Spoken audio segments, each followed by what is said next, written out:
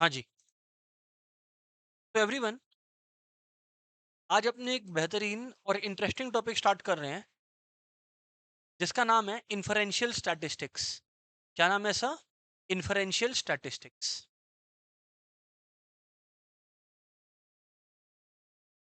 ये टॉपिक हम लोग जीरो से ही पढ़ेंगे, बट क्योंकि अप्लाइड मैथ्स के लेवल पर अप्लाइड मैथ्स के लेवल पर एमसीक्यू भी आता है, क्योंकि अप्लाइड मैथ्स के लेवल पर एवरीबडी एमसीक्यू भी आता है।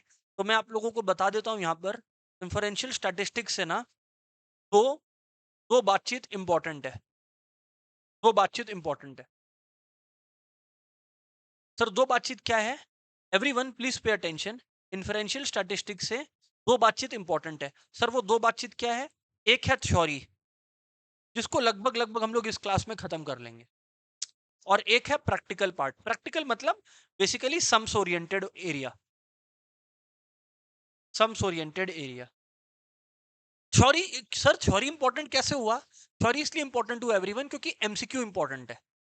एमसीक्यू के पर्सपेक्टिव से थ्योरी इंपॉर्टेंट है सर। ठीक है। फिर इस टॉपिक का बोर्ड्स एग्जाम के हवाले से आप वेटेज बताएंगे क्या? वेटेज बताएंगे क्या? हाँ जी, डेफिनेटली वेटेज बताएंगे। ये जो टॉपिक है inferential statistics as we call it everyone, ये आपका लगभग लगभग बोर्ड्स में 5 से 6 मार्क्स का आता है। But the interesting thing is कि ये 5 से 6 मार्क्स अपने को पूरा पाने के लिए लगभग इतना ही क्लासेस करना पड़ता है। लगभग लगभग 6 क्लासेस का ये टॉपिक है। लगभग एक दो क्लासेस ऊपर नीचे होता है, 6 7 7 हो सकता है, डिपेंडिंग अपॉन कितना आपने प्रैक्टिस किए। सर, हम लोग प्रैक्टिस कहाँ से करेंगे सम्स? दो जगह से। जब सम्स आएगा तो दो जगह से सम्स का प्रैक्टिस चलेगा। जब सम्स आएगा तो दो जगह से सम्स का प्रैक्टिस चलेगा। सर, कहाँ कहाँ से? सबसे पहले एम एल अग्रवाल वाली बुक से, अप्लाइड मैथ्स को डेडिकेटेड बुक, और एक सीबीएसई का इशूड हैंडबुक है, सीबीएसई हैंडबुक से। अगर ये दोनों हो गया तो लगभग लगभग तय है कि हमारा अप्लाइड मैथ्स का जो मार्क्स है फुल आ जाएगा। ठीक है ना? Yes sir. ये बात तो हम लोग को क्लियर है। We got the idea, we got the information. मैं ना आज आप लोगों से एवरीबॉडी कुछ थ्योरेटिकल बात अभी शुरू करने वाला हूं। इसके पहले कि मैं थ्योरेटिकल बात स्टार्ट करूं, मैं कुछ लिखूंगा ना अभी थ्योरी में, वो समझाने के पर्सपेक्टिव से लिखूंगा। पर जो भी मैं लिख रहा हूं, ये सब कुछ आपके एम एल अग्रवाल के बुक में ऑलरेडी लिखा हुआ है। ये आप लोग देख सकते हैं। तो आप लोगों को ये टेंशन नहीं लेना होगा कि चलो हम लोग फटाफट कॉपी करें वरना मेरा छूट जाएगा। ऐसा कुछ भी नहीं होने वाला है। एकदम रिलैक्स कीजिएगा। ठीक है ना? हाँ सर। अब सुनिए, बात स्टार्ट करते हैं। तो इसलिए मैं बोल दिया कि थ्योरी में आप लोग धड़ाधड़ धड़ाधड़ लिखने का कोशिश ना करें, समझने का काम करें थ्योरी में। अगर समझ जाएंगे तो आप एमसीक्यू या कोई भी क्वेश्चन आ जाए आप संभाल लेंगे। है ना? धड़ाधड़ कॉपी मत करना, क्योंकि कुछ डेफिनेशंस मैं लिखूंगा, वो चीज आपके बुक में भी कवर्ड है। ठीक है, सुनिए बात। अभी हम लोग शुरू कर रहे हैं थ्योरी पोर्शन। और थ्योरी पोर्शन इसलिए भी इंपॉर्टेंट है कि सम्स आप लोगों से नहीं बनेगा अगर आपको थ्योरी नहीं आता है तो। सम्स आप लोगों से नहीं होगा। ठीक है सर, बात तो समझ में आया। तो सर, सबसे पहले इन्फरेंशियल स्टैटिस्टिक्स का मतलब बताइए। सबसे पहला तो जो क्वेश्चन आएगा वो आएगा, इन्फरेंशियल स्टैटिस्टिक्स का मतलब बताइए। एवरीबॉडी, इन्फरेंशियल स्टैटिस्टिक्स का मतलब होता है एक कंक्लूजन निकालना about population on the basis of samples. Sir, क्या बोला आपने सर? समझ नहीं आया, फिर बोलोगे। To draw a conclusion, to draw a conclusion, to draw a conclusion, to draw a conclusion about the population on the basis of sample. Sir, थोड़ा समझाइए ना आप। बिल्कुल। मैं एक क्लास में एंटर किया, ठीक है। उस क्लास में 50 स्टूडेंट्स बैठे थे, ठीक है। बता देता हूँ। मैं एक क्लास में एंटर किया एवरीवन, और उस क्लास के अंदर 50 स्टूडेंट्स बैठे थे आप लोग। मेरे को समझना था कि मेरे को अप्लाइड मैथ्स का और कुछ एक्स्ट्रा क्लास लेना चाहिए या नहीं, क्योंकि बोर्ड्स का टाइम आ रहा है तो स्टूडेंट्स का ओपिनियन ले। अब मैं सोचा यार कि 50 के 50 स्टूडेंट से पूछना बड़ा डिफिकल्ट जॉब है। क्लास का क्या सिचुएशन है वो मैं असेस करने के लिए क्या किया, मैंने रैंडमली 10 स्टूडेंट्स को चुना। और अलग अलग वेराइटीज के चुना और मैंने उनसे पूछा, हाँ भाई तुम्हारा क्या हाल है, क्या प्रिपरेशन है? वो बोला बहुत अच्छा सर, मजा आ गया। कोई बोल रहा है सर पता ही नहीं सिलेबस क्या है, कोई बोल रहा है कि नहीं सर ठीक ठाक है सब। तो मैं ये 10 स्टूडेंट्स के बात सुना, इनको बोलते हैं सैंपल। क्लास में कितने लोग हैं? 50। जो टोटल होता है उसको पॉपुलेशन बोलते हैं, जो टोटल होता है उसको पॉपुलेशन बोलते हैं, एवरीवन। जो टोटल होता है उसे हम पॉपुलेशन बोलते हैं। अब मैंने इन 10 स्टूडेंट्स को चुना और मैंने इनसे हाल चाल पूछा कि भाई क्या हाल चाल है। अब जो 10 स्टूडेंट्स ने मेरे को ओपिनियन दिया, उसके बेसिस पर मैंने एक कंक्लूजन निकाला। क्या निकाला? कंक्लूजन निकाला। क्या निकाला? कंक्लूजन निकाला। लेकिन ये कंक्लूजन मैंने इन 10 स्टूडेंट्स के बारे में निकाला क्या? नहीं। मैंने बात 10 स्टूडेंट से किया, लेकिन कंक्लूजन मैंने पूरे क्लास के बारे में निकाला। ऐसी स्टैटिस्टिक्स जो हम लोग को ये पढ़ाती है उसको इन्फरेंशियल स्टैटिस्टिक्स बोलते हैं। तो what is inferential statistics? What is inferential statistics? कोई अगर लिखना चाहे तो लिख सकता है, to draw a conclusion, to draw a conclusion, to draw a conclusion about the population, about the population, to draw a conclusion about the population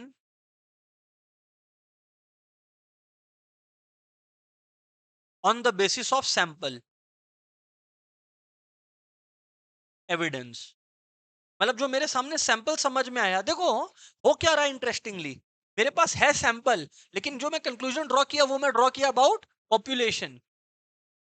है बात समझ में? मान लीजिए आपकी क्लास में 50 स्टूडेंट है ना, एक बाहर से कोई गेस्ट आया, यूएस से मान लीजिए आपके स्कूल में आया, और वो 2 जन से सवाल पूछा। वो चिराग से एक सवाल पूछा, ठीक है, वो विमान से एक सवाल पूछा, और दोनों अच्छा जवाब दिया। तो क्लास बोला कि यार तो जो गेस्ट बोला यार क्या बात है, this class is full of intelligent students. क्योंकि पता चला खाली यही दोनों टॉपर थे, बाकी सब गधे बैठे हैं। मजाक में बोल रहा हूँ, बात समझ में आया? तो इन्फरेंशियल स्टैटिस्टिक्स इस बात पर निर्भर है कि आप सैंपल सही ड्रॉ करें। अगर सैंपल एक ऐसा हो गया, मान लो 2 एक्सेप्शंस को मैंने ड्रॉ किया, जो 2 बेस्ट से मैंने कोइंसिडेंटली उन्हीं से पूछा, तो कंक्लूजन गलत आ जाएगा। या मैंने क्लास में अच्छे लोग भी हैं, बट मैंने 2 खराब स्टूडेंट से ही पूछ लिया, तो भी कंक्लूजन गड़बड़ आ जाएगा। कहने का मतलब है, इन्फरेंशियल स्टैटिस्टिक्स हम लोग को समझाता है कि कंक्लूजन लें on the basis of sample, और वो कंक्लूजन सैंपल के बारे में है क्या? नहीं, पूरा का पूरा पॉपुलेशन के बारे में सर। तो सर अब एक मिसअंडरस्टैंडिंग पैदा हो गया। पॉपुलेशन, जनरली हम लोग पॉपुलेशन बचपन में पढ़े थे, जनसंख्या, number of people on the planet, इस तरह से हम लोग पॉपुलेशन पढ़े थे। यहाँ पे ऐसा नहीं है।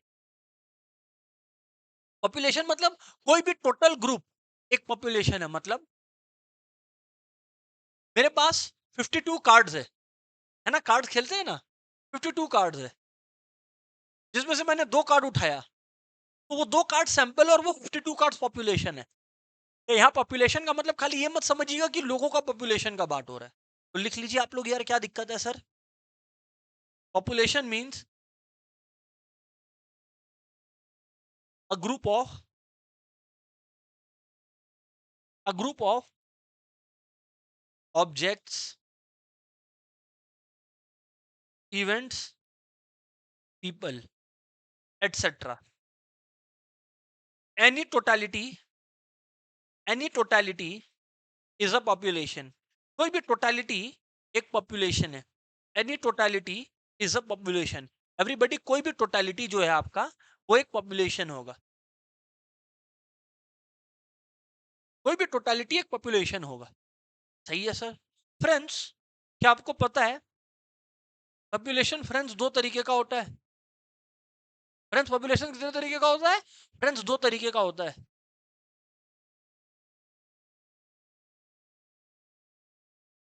फाइनाइट पॉपुलेशन,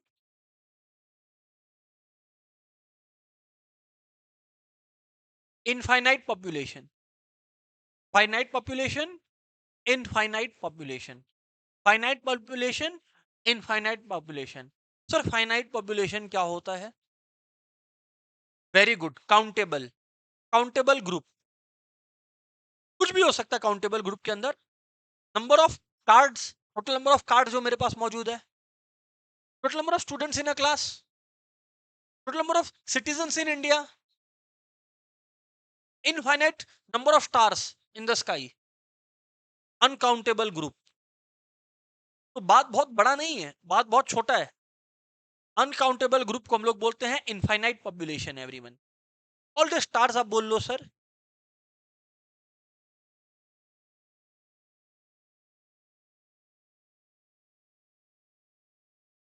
आया बात समझ में? ये हो गया पॉपुलेशन। आप लोग देखो यहाँ पर जो दो वर्ड था वो ट्रिकी वर्ड्स था, दोनों को मैं कवर करने की कोशिश कर रहा हूं। पहला आप अगर ध्यान दीजिएगा मैंने कवर कर दिया, मैंने पॉपुलेशन समझा दिया आप लोगों को, आप सभी लोगों को।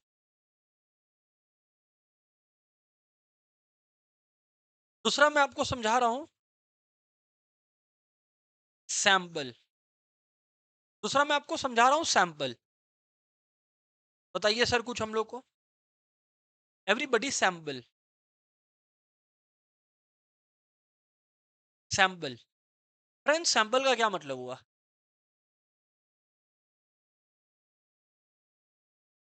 ये स्मॉलर ग्रुप है पॉपुलेशन का जो पॉपुलेशन को रिप्रेजेंट करेगा। पॉपुलेशन का स्मॉलर ग्रुप जो पॉपुलेशन को रिप्रेजेंट करेगा। सर समझ नहीं आया। आजकल वर्ल्ड कप चल रहा है, क्रिकेट वर्ल्ड कप। आप लोग देखोगे जब टॉस होता है तो क्या पूरे के पूरे 11 लोग टॉस करने चले जाते हैं क्या क्रिकेट टीम के? सर एक जन जाता है, कैप्टन बोलते हैं उसको। तो वो कैप्टन पूरे टीम का डिसीजन रिप्रेजेंट कर रहा है। चिक्के जी, वो बोल रहा है हम लोग बैटिंग करेंगे। मान लो रोहित शर्मा गया और वो बोला हम लोग बैटिंग करेंगे। जब रोहित शर्मा बोला हम लोग बैटिंग करेंगे मतलब वो बोल रहा है इंडिया बैटिंग करेगा। विराट कोहली अलग से नहीं बोलेगा नहीं हम तो पहले बॉलिंग करेगा। That is sample. कि एक जन या दो जन या तीन जन पूरे पॉपुलेशन को रिप्रेजेंट कर रहा है और उनको पॉपुलेशन से ही चूज किया गया है। रोहित शर्मा है इंडिया का ही पार्ट। सर बात समझ में आया हम लोग? तो लिखिए it is a smaller group.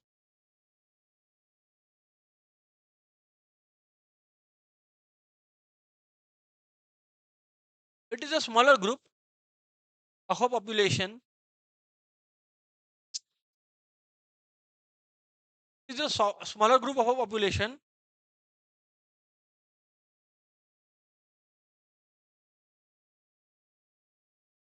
selected to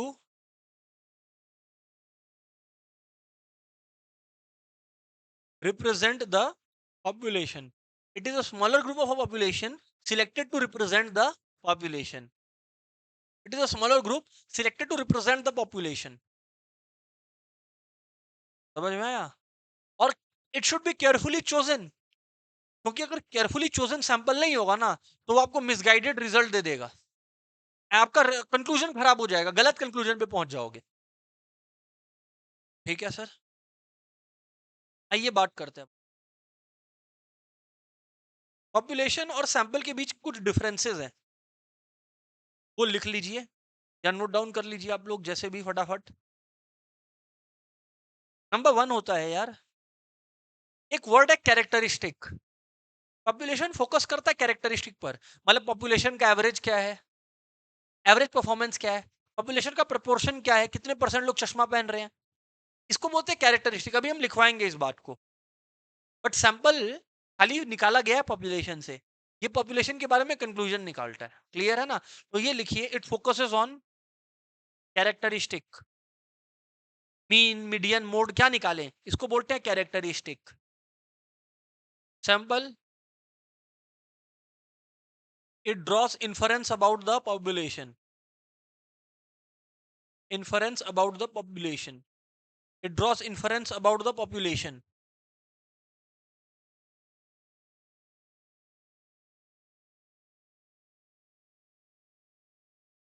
अब देखिए, मैं पूरे पॉपुलेशन का एक एवरेज निकाला, mean.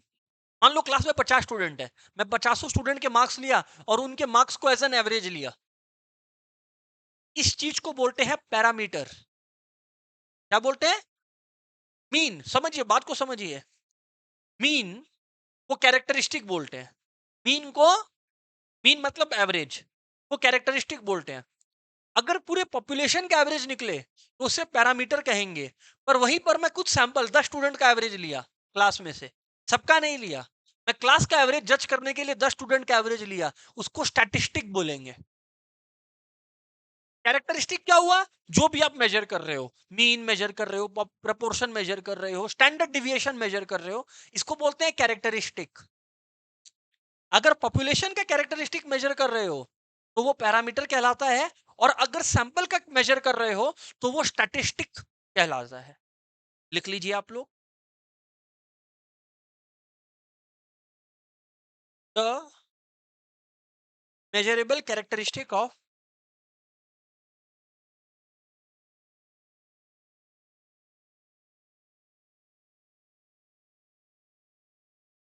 population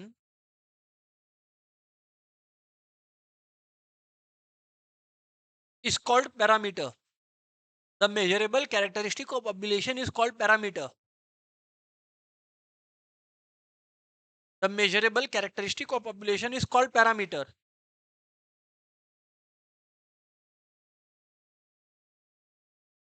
Or the measurable characteristic of sample is called statistic. Is called statistic. याद रखिएगा। तो अगर पॉपुलेशन का कुछ मेजर कर रहे हो तो वो पैरामीटर निकाला आपने। अगर सैंपल का वही चीज मेजर कर रहे हो तो उसके लिए वर्ड यूज करेंगे स्टैटिस्टिक। माइंड यू, मैंने स्टैटिस्टिक बोला है, स्टैटिस्टिक्स नहीं बोला है। स्टैटिस्टिक्स तो एक सब्जेक्ट है, स्टैटिस्टिक एक कैरेक्टरिस्टिक है। आया समझ में? Everybody online offline crystal clear है सो फार? यस और नो, कम ऑन यार। ओके तुषिता, बाकी लोग अंशिका, रजत, गौरव, वेरी गुड यार, क्या बात है, ब्रिलियंट।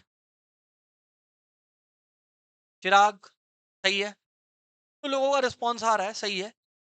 अब फ्रेंड्स, आप लोग सबको ये एक बात अग्री किए मेरे से, जब मैं बात किया सब आप लोग अग्री किए, कोई मना नहीं किया क्या? कि सर हम लोग को आपके बात से ये तो जरूर समझ में आया कि एक सैंपल को बड़ा केयरफुली चूज करना बड़ा जरूरी है। सैंपल को केयरफुली चूज करना सर बड़ा जरूरी है, हम लोग आपको ये बात से ये समझे। सैंपल को सर बड़ा केयरफुली चूज करना बड़ा जरूरी है, हम लोग को आपकी बात से ये समझ में आया। हाँ, इससे कॉन्सेप्ट आया sampling. The method of selection of sample is called sampling. आप सैंपल कैसे चूज कर रहे हो? आंख बंद करके ढूंढ रहे हो क्या लोगों को? कैसे भी, उसको बोलते हैं सैंपलिंग। देखिए, the method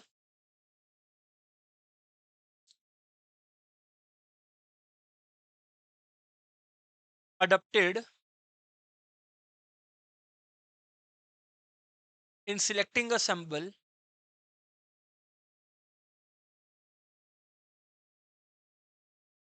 is called sampling। क्या मेथड आपने अडॉप्ट किया सिलेक्ट सैंपल चूज करते समय? एवरीबॉडी, दो तरीके का होता है ये काम। यहाँ पर दो तरीके की बात होती है यहाँ पर। सर बताइए कौन से दो तरीके की बात होती है? सैम्पलिंग का एक्चुअली दो तरीका होता है, types. See, we are talking about types of sampling. You see, एक होता है प्रोबेबिलिटी सैम्पलिंग,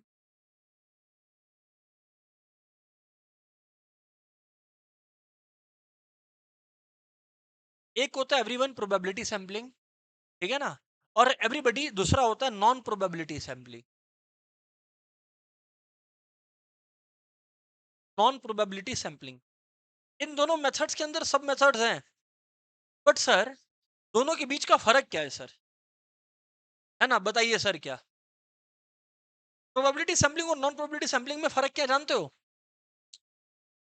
प्रोबेबिलिटी सैम्पलिंग में पॉपुलेशन के अंदर जितने आइटम्स है ना, उन लोग का equal chances of being selected है। मतलब कोई भेदभाव बोल के नहीं है। अगर 50 लोग हैं तो लगभग सभी का चांसेस है कि सिलेक्ट हों, तो कोई बायस नहीं है। लेकिन नॉन प्रोबेबिलिटी सैम्पलिंग बायस्ड है। इसमें कुछ इवेंट्स का या कुछ आइटम्स का आउट ऑफ पॉपुलेशन सिलेक्ट होने का चांसेस ज्यादा होता है कंपेयर टू अदर्स। तो नॉन प्रोबेबिलिटी सैंपलिंग का चांसेस ज्यादा है कि वो लोग गलत रिजल्ट दे दे, क्योंकि सैंपल इसमें गलत चूज हो सकता है।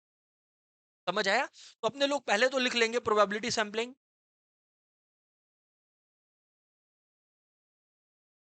ये वो है जहां each item of the population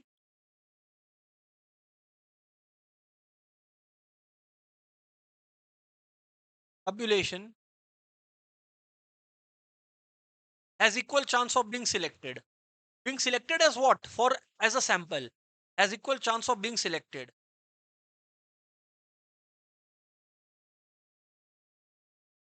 of being selected।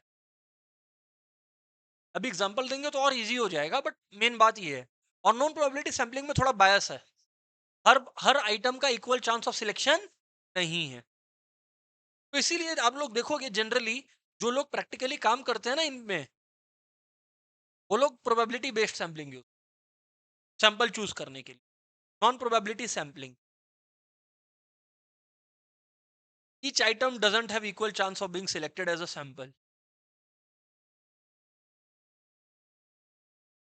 Each item doesn't has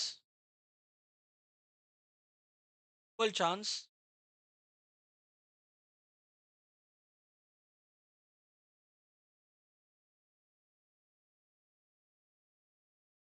of being selected as a sample.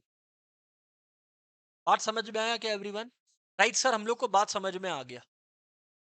Sir बात हम लोगों को क्रिस्टल क्लियर सही है सर। अभी everyone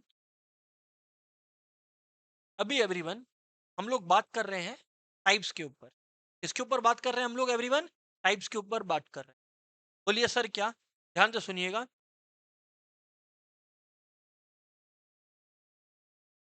types of probability sampling. याद रखिएगा, नॉन प्रोबेबिलिटी आप लोग पूछे नहीं मेरे से अभी। टाइप्स ऑफ प्रोबेबिलिटी सैंपलिंग, सबसे पहला है simple random sampling. Simple random sampling sir, सबसे पहला है सिंपल रैंडम सैंपलिंग। इसका मतलब क्या होता है? हर आइटम का equal chance of being selected. Each item has equal chance of being selected. Sir मतलब एग्जांपल दो ना, नहीं समझ में आया। Has equal chance of being selected मतलब, मान लीजिए मैंने सोचा कि मैं स्कूल गया और मैं कुछ स्टूडेंट से क्वेश्चन करूं। मैंने सोचा कुछ स्टूडेंट से क्वेश्चन करूं, ठीक है? तो ये देखिए ध्यान से।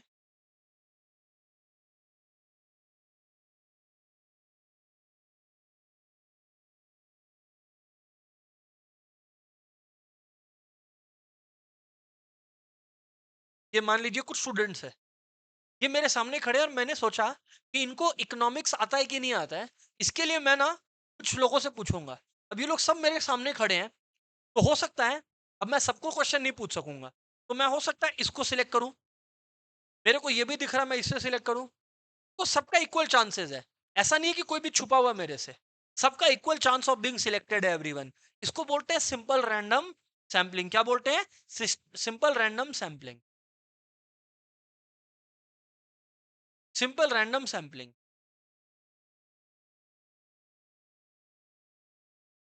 अभी इसी में दूसरा आ गया, इसी का एक improved version, simple random simple का ही easier version. Easier version simple random sampling को इजियर बनाना है ना, तो आप लोग के पास एक टेक्निक है जिसको बोलते हैं सिस्टमैटिक सैंपलिंग। क्या बोलते हैं सर?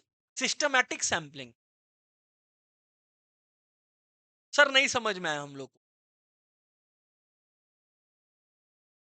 देखो, ये गैस वर्क बड़ा मुसीबत बन जाता है। हेलो, ये गैस वर्क जो है बड़ा मुसीबत बन जाता है। कैसे? गैस वर्क कैसे मुसीबत बन जाता है कि मैंने इन सबको सिलेक्ट किया, मैंने इन सबको सिलेक्ट किया। अब मैं किसको किसको चूज करूं, बड़ा डिफिकल्ट हो जा रहा है। कभी तुम कभी तुम कभी तुम, बड़ा डिफिकल्ट हो रहा है मेरे लिए। सिस्टमैटिक सैंपलिंग क्या बोलता है? सिस्टमैटिक सैंपलिंग क्या बोलता है कि सारे स्टूडेंट्स को एक रोल नंबर दे दो। जितने स्टूडेंट्स हैं उनको मान लो मैंने रोल 1 से 100 तक दे दिया, 100 स्टूडेंट है, मैंने 1 से 10 में रैंडमली एक जन को चूज किया, नंबर रोल नंबर 4 मैंने पिक किया। अब मैंने कहा हर इसके 10 बाद वाला सिलेक्ट होगा, मतलब 4 के बाद अब ऑटोमेटिकली इजी हो गया। कौन आएगा नेक्स्ट? 14। नेक्स्ट कौन आएगा? 24, 34, 44, 54, 64, 74, 84 और 94। है समझ में? तो इसमें रैंडमली मैंने 4 को सिलेक्ट किया और उसके बाद मेरा बाकी 9 जन का सिलेक्शन बड़ा इजी हो गया, वरना मेरे को सोचना पड़ता नंबर 9, नंबर 13 बड़ा डिफिकल्ट होता, नहीं क्या? सिंपल सिस्टमैटिक सैम्पलिंग ये है कि एक बिगिनिंग आइटम सिलेक्ट कर लिया और उसके बाद एक पर्टिकुलर आइटम हर बार उसके, है ना? हाँ सर। देखो it is easier to conduct, is easier to conduct, it is easier to conduct here numbers are chosen at regular intervals, regular intervals। ये हो गया आपका सिस्टमैटिक सैम्पलिंग, सिस्टमैटिक सैम्पलिंग। है बात समझ में? जहां पे मान लीजिए मैंने 5th स्टूडेंट को सिलेक्ट किया और 5th के बाद मैं 10, 15 मतलब 10 जोड़ते जाओ, 25, 35, 45, 55 इस तरह से मैं आगे बढ़ गया। सर बात तो हम लोग को क्लियर है आपका, आगे बताइएगा कुछ। सही है, बिल्कुल बताएंगे। सिस्टमैटिक सैम्पलिंग के बाद एवरीवन हमारा आता है what we call a stratified sampling.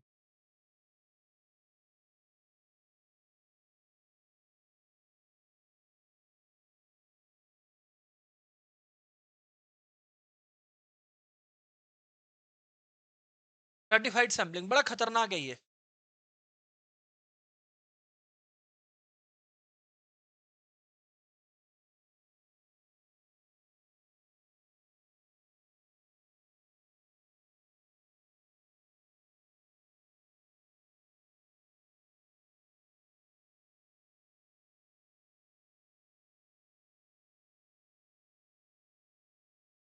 में क्या होता है समझिएगा बात को, स्ट्रेटिफाइड सैम्पलिंग में क्या होता है बात को समझिए।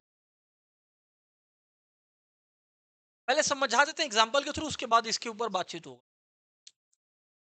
मैंने क्या किया, मैंने जो 1000 लोग का पॉपुलेशन है ना, कुछ कॉमन कैरेक्टरिस्टिक, कुछ कॉमन अट्रीब्यूट की बुनियाद पर मैंने पॉपुलेशन को बांट दिया। नहीं समझे? मैंने पॉपुलेशन को बांट दिया बिटवीन बॉयज एंड गर्ल्स। अब मैं बॉयज में से किसी को रैंडमली सिलेक्ट किया और गर्ल्स में से मैं किसी को रैंडमली सिलेक्ट किया। आया बात समझ में? इससे चांसेस ऑफ बीइंग सिलेक्टेड और ज्यादा बढ़ जाता है, सैंपल बेटर सिलेक्ट होता है। वरना क्या पता मैं सैंपलिंग में ऐसा देखा कि 5th, 15th, 25th सब कोई लड़के ही थे या सारी लड़कियां ही थी, तो मैं टेस्ट ही नहीं कर पाया दोनों ग्रुप्स को। है बात समझ में? पॉपुलेशन को ऐसे बांटा जा सकता है जेंडर के बुनियाद पर, या पॉपुलेशन को मैं बांट दिया on the basis of age, कि जो क्लास में 10 से 13 साल के वो अलग बैठे, 13 से 15 साल के अलग बैठे, और अब उनसे पूछे वो कहाँ दिक्कत आ रहा है। ये एक तरीका हो सकता है। सर बात तो समझ में आ गया हम लोग। तो स्ट्रैटिफाइड मतलब पहले पॉपुलेशन को तोड़ो छोटा छोटा हिस्सा में, जिसको बोलते हैं स्ट्राटा। क्या बोलते हैं? स्ट्राटा। और अब उस स्ट्राटा में से रैंडम सिलेक्शन करो, और उस स्ट्राटा में से अब रैंडम सिलेक्शन करो। सर बात तो समझ में आया सर, है ना? हाँ सर लिखिए। Here population is divided into subgroups called strata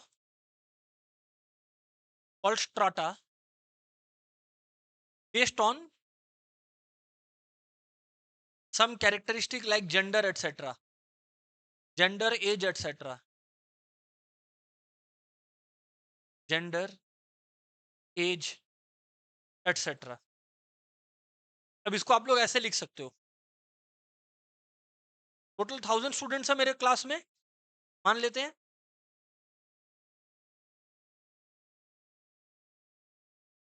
700 boys हैं, 300 गर्ल्स है। 700 बॉयज में से मैंने 70 को सिलेक्ट किया एज अ सैंपल, और 300 गर्ल्स में मैंने 30 गर्ल्स को सिलेक्ट किया as a sample. This is basically strata. यहाँ पर जो मैंने बांट दिया ना इनको, ये हो गया स्ट्राटा, और ये जो मैंने सिलेक्ट किया इनमें से, ये हो गया सैंपल। होपफुली अभी क्लियर रहा होगा बातचीत। ऑनलाइन वाले स्टूडेंट्स क्रिस्टल क्लियर है? Come on everyone.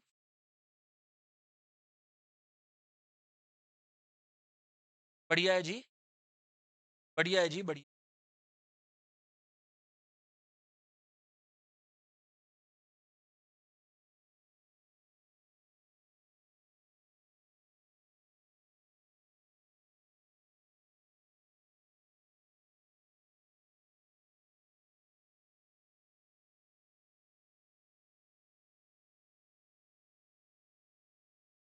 बात चमका एवरीबॉडी? हाँ सर, बात तो हम लोगों को चमका। सर बात तो हम लोग को आपका एकदम क्लियर रहा। ये हो गया स्ट्रेटिफाइड सैम्पलिंग, ये हो गया स्ट्रेटिफाइड सैम्पलिंग। नेक्स्ट आता है क्लस्टर सैम्पलिंग। सर ये क्लस्टर पता है कब काम आता है? जब पॉपुलेशन बहुत दूर बसा हुआ है, जब लोग या आइटम्स बहुत दूर दूर है, स्पर्श पॉपुलेशन है। एग्जांपल देंगे तो समझ में आएगा।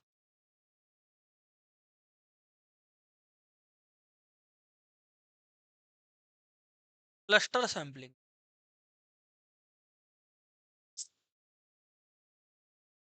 यार मेरे पास बैंक ब्रांचेस है, बैंक के ब्रांचेस है। मेरे को एम्प्लॉइज जो काम करते हैं ना बैंक में, मेरे ब्रांचेस में, मेरे को एम्प्लॉइज का कुछ फीडबैक लेना है, कुछ भी चीज पर फीडबैक लेना है। अब मेरे बैंक के इंडिया में 15 ब्रांचेस है।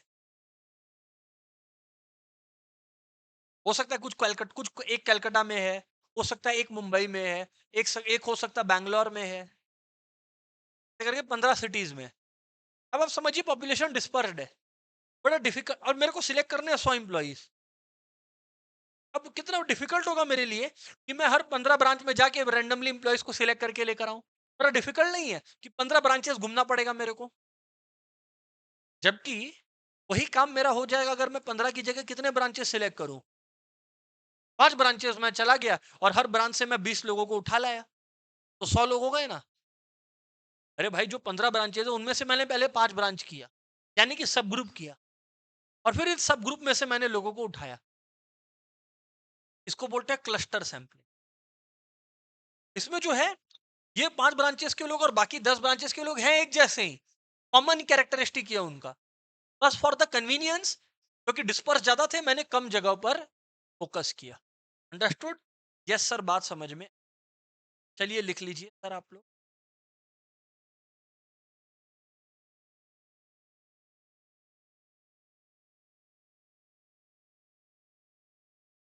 It divides the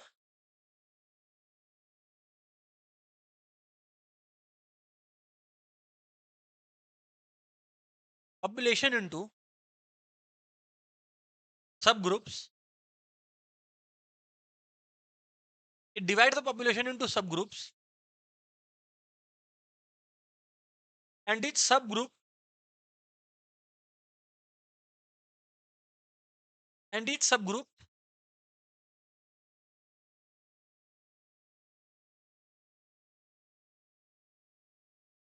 has the characteristic of each subgroup has the characteristic of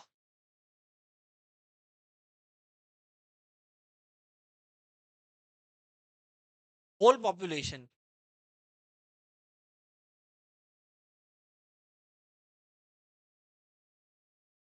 Each subgroup has the characteristic of whole population.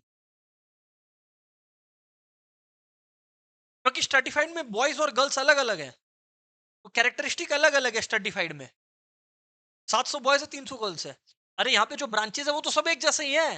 वो तो मेरे कन्वीनियंस के लिए, क्योंकि बहुत डिस्पर्स था, मैंने 5 को सिलेक्ट किया। तो यहाँ पर जो खास बात है, each subgroup has the characteristic of whole population, जबकि यहाँ पर जेंडर ही डिफरेंट है। आया बात समझ में? ऐसे ये डिफरेंट है। अब एवरीवन, प्रोबेबिलिटी सैम्पलिंग खत्म हो गई। हम लोग अब बात करने वाले हैं नॉन प्रोबेबिलिटी सैम्पलिंग।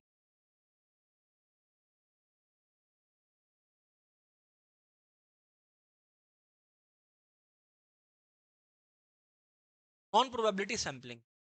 याद रखना, यहाँ पे हर आइटम का सिलेक्ट होने का चांसेस इक्वल नहीं होता है, ये नॉन प्रोबेबिलिटी है।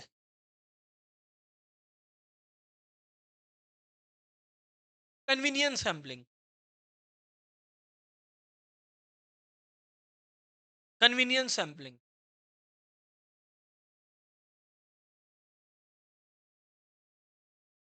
Here convenience of researcher, convenience of researcher decides the sample। Sir बात नहीं समझ में आई। मेरे को जानना है, मान लीजिए मैं ट्रेवल करने वाला हूं Mumbai. Here convenience of researcher decides the sample. ठीक है ना, सुनिएगा। मान लीजिए मैं जाने वाला हूं मुंबई, मेरा प्लान है मुंबई जाने का। अभी होता यूं है कि मैं पता करने लगा, मैं रिसर्च करने लगा कि मुंबई में बेस्ट होटल्स कौन कौन से हैं।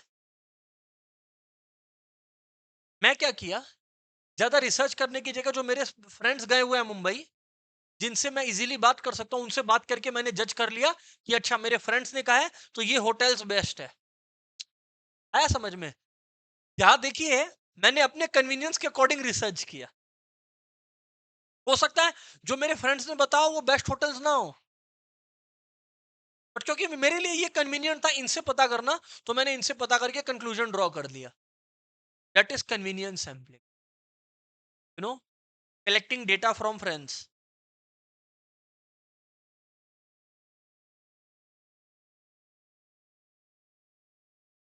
जो मेरे लिए फेवरेबल है मैंने वही डिसाइड कर लिया। Collecting data from friends.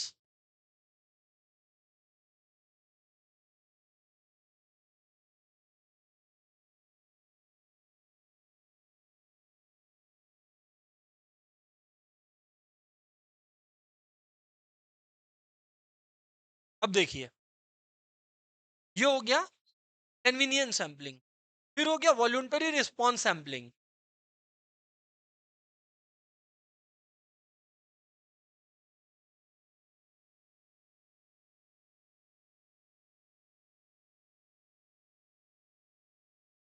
Voluntary response sampling, यहाँ पे मैंने क्या किया, मैंने लोगों को बोला, मैंने अनाउंसमेंट कर दिया मेल्स में कि बताइए आपके हिसाब से बेस्ट होटल्स कौन सा है, और जिसका मन था वो रिप्लाई किया, और बस उसी रिप्लाई के बेसिस पर मैं कंक्लूजन ड्रॉ किया। तो ये कन्वीनियंस सैम्पलिंग जैसा ही है, वॉलंटरी रिस्पॉन्स। लिख लीजिए यहाँ पर, here people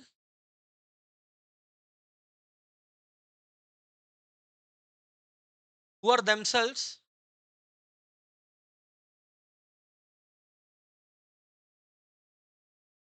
ready to conduct the survey,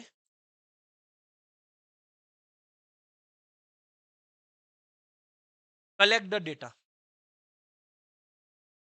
मतलब यहाँ पे कोई जोर जबरदस्ती नहीं है, जो कन्वीनियंट रहा उनसे। ये भी एक तरीके से वॉलंटरी रिस्पॉन्स सैम्पलिंग ही हुआ सर।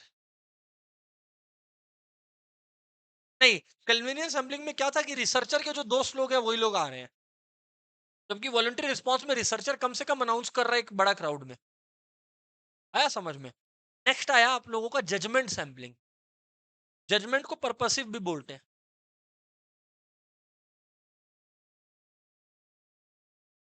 पर्पसिव सैम्पलिंग, सर नहीं समझ आया। देखिए, ये एक्सपर्ट ओपिनियन पर बेस्ड है कि कौन सा सिलेक्ट होगा सैंपल, ये based on the expert opinion. मतलब सर देखिए पहले,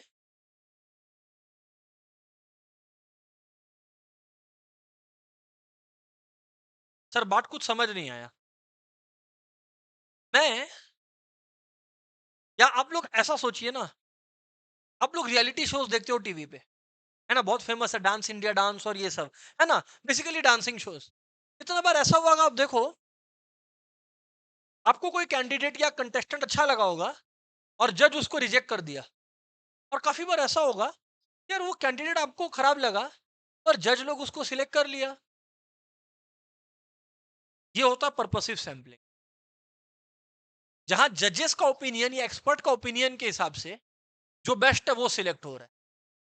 it is based on expert opinion. समझ में आया? यहाँ पे क्वालिटी ऑफ सैंपल एक पर्सन डिसाइड करता है बात समझ में? ये हो गया जजमेंट सैंपलिंग. ये हो गया एवरीवन जजमेंट सैंपलिंग. और आ गया स्नोबॉल सैंपलिंग. लास्टली ये आ गया और आपका, इसको क्या बोलते हैं हम लोग? Snowball sampling. Sir snowball sampling होता क्या है, थोड़ा सा बताएंगे क्या प्लीज? बिल्कुल बताएंगे यार, स्नोबॉल सैंपलिंग होता क्या है, सुनिएगा बात को. स्नोबॉल कैसे बनता है? आप स्नो लिए थोड़ा सा, स्नो पे स्नो रोल किए, उस स्नो पे रोल किया हुआ स्नो पे और स्नो रोल किए, उस स्नो पे और स्नो रोल किए, उस स्नो पे और स्नो रोल किए. ये होता है स्नो. इससे एक बड़ा स्नोबॉल बन जाता है. इससे एक बड़ा स्नोबॉल बन जाता है.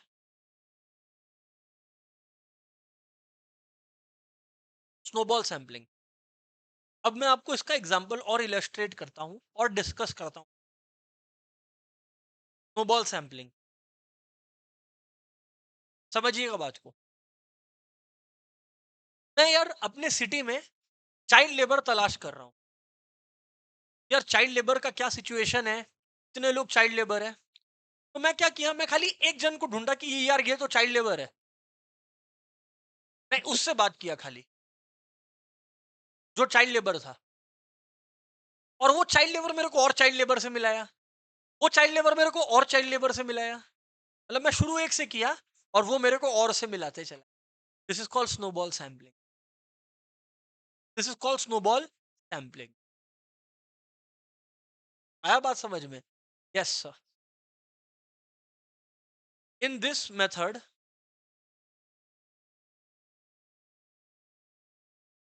we first select some person, and then selected person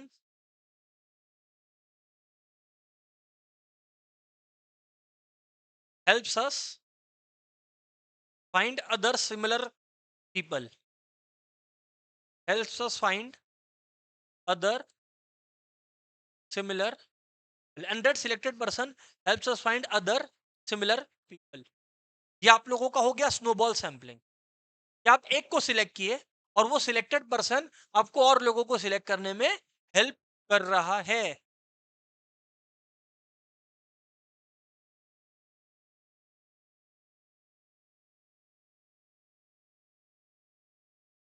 समझ में आया? ये हो गया everyone non probability sampling. Online वालों क्रिस्टल क्लियर है क्या, बताइए आप लोग. ऑफलाइन क्लियर है भाई? कम ऑन यार. ओके वेरी गुड यार.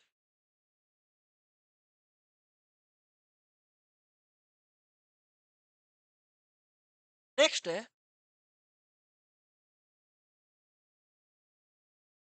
नेक्स्ट है concept of, please remember everyone, sampling error. Heading डालिए सैम्पलिंग एरर.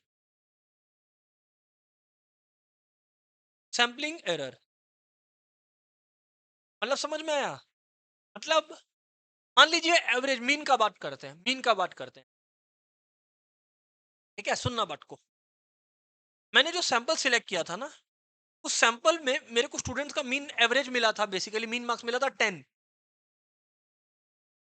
पता चलता है कि स्टूडेंट्स का जो एक्चुअल एवरेज था वो था 15. पॉपुलेशन का, पूरे पॉपुलेशन का. पर मैं तो क्या कंक्लूजन लेकर बैठ गया, 10. देखिए पूरा पॉपुलेशन का अगर करते तो कितना आता, 15. तो सैम्पलिंग एरर क्या हो गया, 10 माइनस 15, यानी -5 का एरर हुआ. -5 का एरर हुआ. मतलब जो करेक्ट रिजल्ट है, करेक्ट रिजल्ट है, मेरा रिजल्ट उससे 5 कम आया.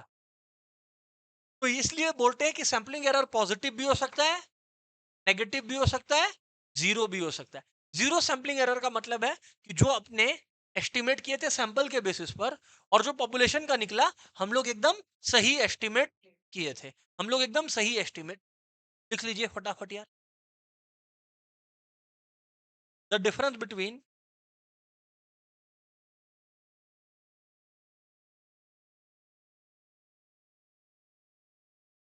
Sample statistic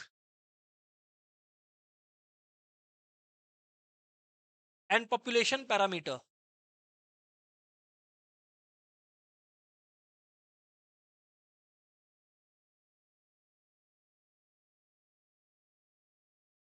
sampling error is equals to X bar minus mu. X bar का मतलब क्या हुआ सर? सर एक्स बार का मतलब होता है sample mean. Sir x bar का क्या मतलब होता है? Sample mean.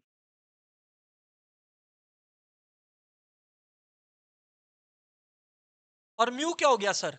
Population mean. Mu क्या हो गया? Population mean.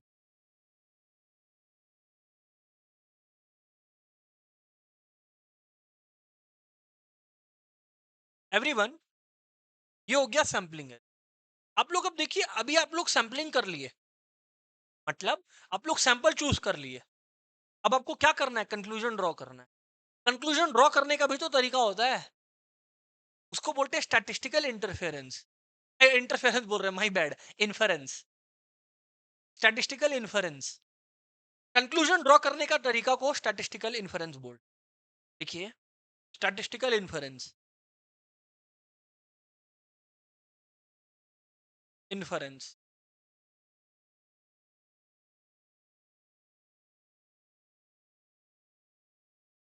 देखिए, process through is a process through which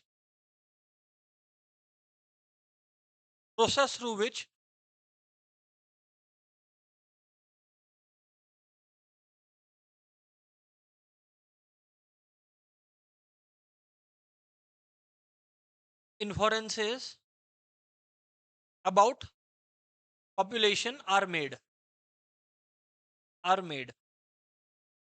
population through which ये are made। अब यार mainly two types of inference है, मतलब कंक्लूजन पे आए कैसे, कंक्लूजन पे आने का तरीका को स्टैटिस्टिकल इन्फरेंस बोलते हैं। Mainly two types of statistical inference होते हैं, दो तरीके का होता है। नंबर वन, नंबर वन, इसके अंदर है पहला तरीका point estimation,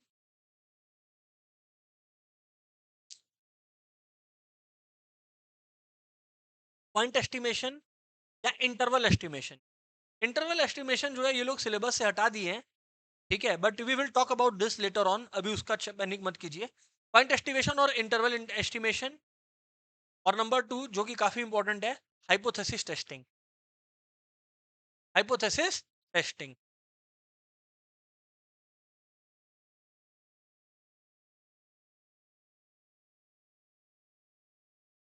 hypothesis testing. Hypothesis testing.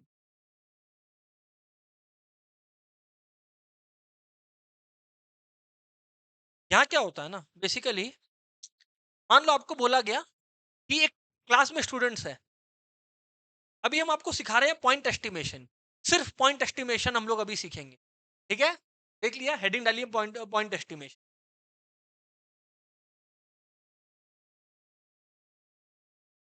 Point estimation, ठीक है, एवरीवन, पॉइंट एस्टिमेशन, ठीक है। मैं एक क्लास को पकड़ा, क्या पकड़ा? मैं एक क्लास को पकड़ा, मैं एक क्लास को पकड़ा,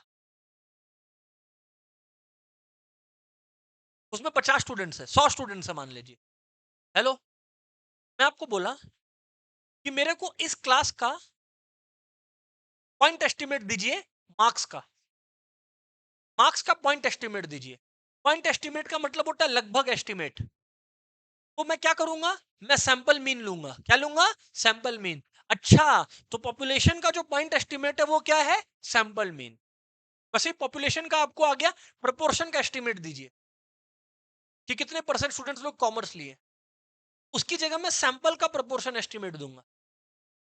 ओ, तो सिंपल भाषा में आप बोल रहे हैं पॉपुलेशन का पॉइंट एस्टिमेट सैंपल होता है, पॉपुलेशन का पॉइंट एस्टिमेट, हाँ, ये वो एक सिंगल वैल्यू है जो पॉपुलेशन को जज करता है। और वो कैलकुलेट कैसे हुआ ये single value? On the basis of sample. जज किसको करेगा? पॉपुलेशन को। पर कैलकुलेट कैसे हुआ है? सैंपल के थ्रू। लिखिए फटाफट। It involves the it involves the use of sample data, देखिए क्या यूज कर रहे हैं Chirag, sample, involve the use of sample data, sample data to calculate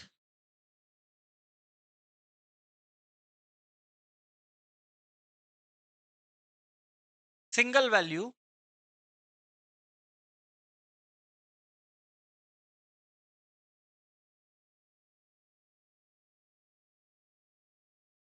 of an unknown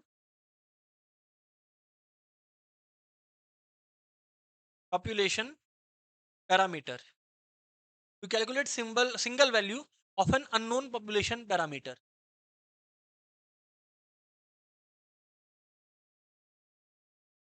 sample mean कैसे निकलता है? सैंपल मीन का फॉर्मूला है, आप लोग को मीन का फॉर्मूला यार नहीं आता मत बोलना, टोटल करके बाई नंबर ऑफ इवेंट्स और सैंपल स्टैंडर्ड डिविएशन निकालना है, यही दोनों आता है जनरली। सैंपल एचडी निकालना है, तो root over summation individual value by average whole square whole divided by n minus one, या फिर summation X square minus N minus mean का होल स्क्वायर, दोनों फॉर्मूला यूज कर सकते हैं। सैंपल मीन और सैंपल स्टैंड एचडी क्यों बता रहे हैं सर आप? क्योंकि यही दोनों तो पॉइंट एस्टिमेट है, यही दोनों तो पॉइंट एस्टिमेट है। सर सम करवाओ तो माने, चलिए पहला सम करते हैं।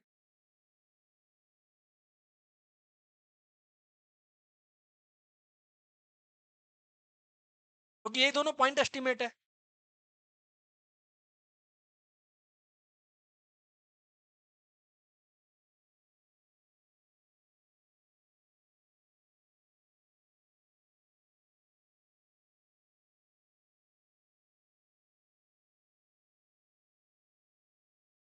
लिखिए,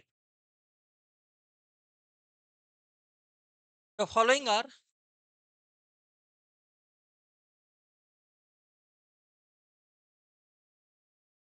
from a random sample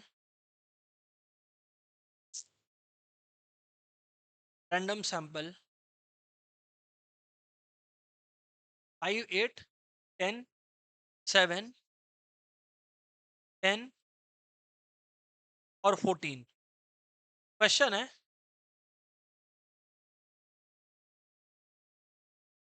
what is the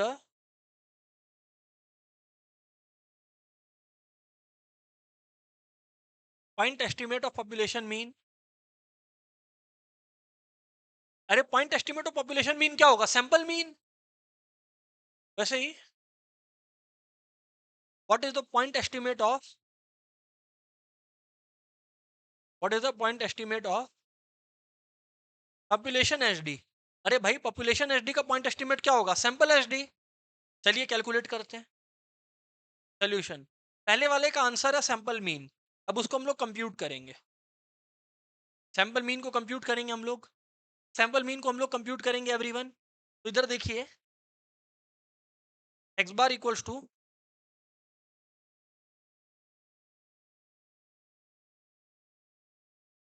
3 3 6 data 13 23 30 40 54।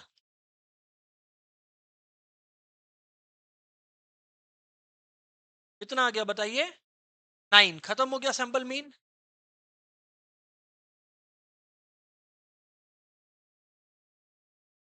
Next है सैंपल एचडी। देखिए आप लोग, पहले आप लोग को क्या करना है, पहले आप लोग को क्या करना है, X I minus X bar whole square निकालना है। ये तो देखिए, एक्स आई क्या है आपका 5 8 10 7 10 14। हाँ ना बताइएगा? हाँ सर बिल्कुल है। अभी X I minus X bar whole square करना है अपने को। अरे भाई एक्स बार का मतलब एवरेज, तो 5 माइनस 9 क्या हुआ? -4, -4 का होल स्क्वायर, 8 माइनस 9 -1 का होल स्क्वायर, 10 माइनस 9 1 का स्क्वायर, 7 माइनस 9 -2 का स्क्वायर, 10 माइनस 9 1 का स्क्वायर और 14 माइनस 9 बोलो बोलो 5 का स्क्वायर। तो एवरीवन जब आप लोग कंप्यूट करेंगे, ये आया 16, ये आया 1, ये आया 1, ये आया 4 1 और ये आया 25। अब क्या है? समेशन है, देखिए लिखा हुआ है फॉर्मूला में, समेशन है, मतलब टोटल करिए। तो 16 + 1 + 1 + 4 + 1 + 25, 17, 18, 22, 23, 48।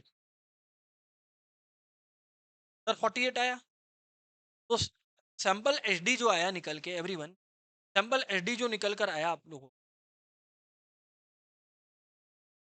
वो आया √48 बाई n-1। चेक कर लीजिए, n-1, यानी 6 डेटा है तो 6 - 1 कितना हो गया, 5। 48/5।